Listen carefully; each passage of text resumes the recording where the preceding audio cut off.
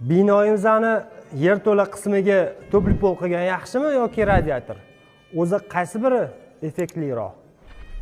Biza ish tajribamizdan kelib chiqib, binoni yerto'la qismiga radiator qo'yishni tavsiya qilmaymiz. Buni bir necha sabablari bor. Birinchidan, agar yerto'laga radiator qo'yadigan bo'lsak, issiqligimiz bir xil taqsimlanmaydi. Radiatorga yaqin joy issiq, radiatordan uzoqlashgan sari iliqroq havo bo'ladi. Ikkinchisi, yerto'lani isitish uchun radiatorga yuqoriroq gradus berishga to'g'ri keladi. Bu to'g'ridan-to'g'ri sizni kommunal xarajatlaringizni oshiradi. Uchinchisi, kichkina va ko'pchilik ahamiyat bermaydigan sabab bu devorlardan qorayib ketishi. Havo yaxshi sirkulyatsiya bo'lmagani hamda yuqori gradus batareyadan chiqayotgan issiqlik devorni qoraytirib qo'yadi. Shu uchta sabab tufayli biz yerto'laga radiator qilishni tavsiya bermaymiz.